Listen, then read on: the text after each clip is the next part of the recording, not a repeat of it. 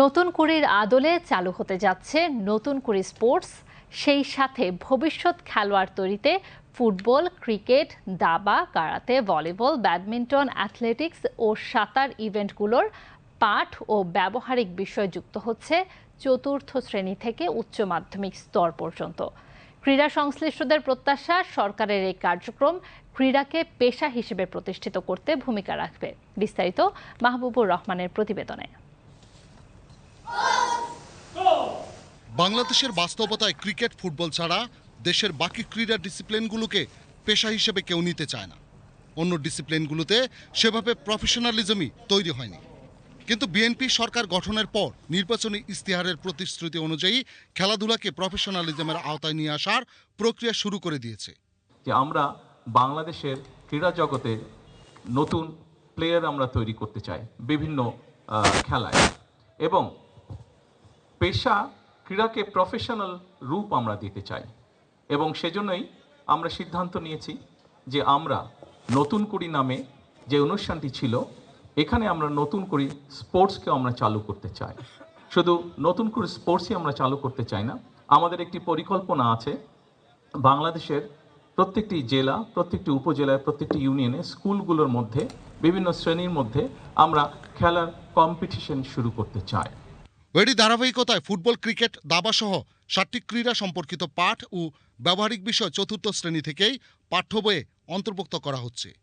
শুধু তাই নয়, নতুন কুড়ির আদলে 30 এপ্রিল থেকেই নতুন কুড়ি স্পোর্টস চালু হতে পারে। প্রাথমিকভাবে 7টি ডিসিপ্লিন নিয়ে দেশব্যাপী শুরু হবে প্রতিভাবান খেলোয়াড় বাছাই। যদি খেলায় পেশা, পরিবার পাবে ভরসা, এই থিমটা অনেক কাজে লাগিয়ে আমরা আগামী জন্ম নিবন্ধনে 12 থেকে 14 বছর হবে, তারাই অ্যাপ্লাই করতে পারবে, সে একাডেমিক্যালি স্কুলে থাকুক আর না থাকুক।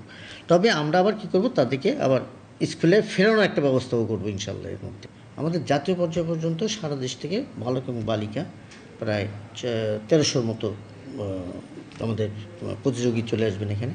এদেরকে পর্যায়ক্রমে আমরা ওই যে বিকেএসপিতে তাদের চাহিদা অনুযায়ী, তারই এই সিলেকশন বোর্ডও থাকবেন, তারা এখান থেকে বিকেএসপিতে সুযোগ পাবে। 15-20 জনের একটা কমিটি আছে, সেই প্রত্যেকে ইন্ডিভিজুয়াল মার্কিংটা নিয়ে তখন আমরা সিলেকশনটা করব। নতুন কুড়ি স্পোর্টস প্রোগ্রাম কতটা জরুরি এবং কতটা উপকৃত হবেন ক্রীড়ায় আগ্রহী কিশোর কিশোরীরা, এমন প্রশ্নে এসএ গেমসে স্বর্ণপদক জয়ী কারাতেকা হুমায়রা আক্তার অন্তরা এবং ক্রিকেটার মোক্তার আলী তুলে ধরেন তাদের অভিব্যক্তি। অলিম্পিক গেমস, এশিয়ান গেমস, যখন এগুলোতে টার্গেট করে রেজাল্ট করার জন্য, তখন তারা একবারে নতুন থেকে শুরু করে একটা বয়স আছে, যেমন 11 থেকে শুরু বা 10 থেকে শুরু, এদেরকে তৃণমূল পর্যায় থেকে উঠিয়ে নিয়ে আসা হয় এবং এদেরকে একটা পরিকল্পনা মাফিক আপনার তৈরি করা হয়। তো এরপর আরও একটা বিষয় আছে যে যারা আমরা খেলোয়াড় আছি তাদের একটা কর্মসংস্থানের সুযোগ। তো সব কিছু বিবেচনায় আমার মনে হয় তারা সরকার এই উদ্যোগটা গ্রহণ করেছে এবং এটা খুবই একটি প্রশংসনীয় একটা উদ্যোগ।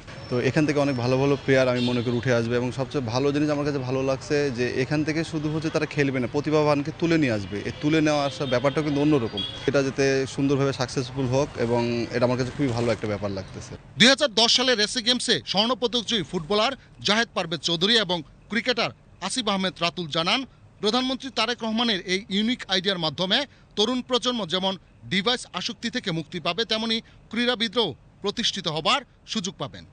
এইখানে বাচ্চারা ছোটোবেলা থেকে তার চয়েস মতো সে যে খেলাটা ছোটোবেলা থেকে পছন্দ করে বা তার চিন্তা চেতনায় আছে, সেই খেলাকে ইনক্লুড করে এটাকে সে খেলতে থাকবে। সে যখন 10-12 বছরের একটা ট্রেনিং পিরিয়ড থাকবে, সে অটোমেটিকলি একটা প্রফেশনাল লেভেলে রেডি হয়ে যাবে।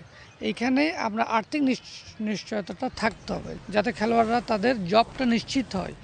ক্রীড়া ক্ষেত্রে এটা এনশিওর করবে সরকার।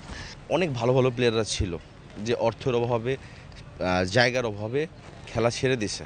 এইটাতে কি হবে, 100-এর মধ্যে 80% প্লেয়াররা ইনশাল্লাহ যদি বাস্তবায়ন হয় এটা, এবং এটা যদি চলমান থাকে, তাহলে দেখবেন যে আল্লাহর রহমতে আমাদের প্লেয়াররা আরও বের হবে, অনেক বেশি বের হবে। ভবিষ্যতে আমরা বাংলাদেশে আরও বেশি মুশফিকুর রহিম পাবো, আরও বেশি তামিম ইকবাল পাবো, এবং আরও বেশি আমিনুল হক পাবো।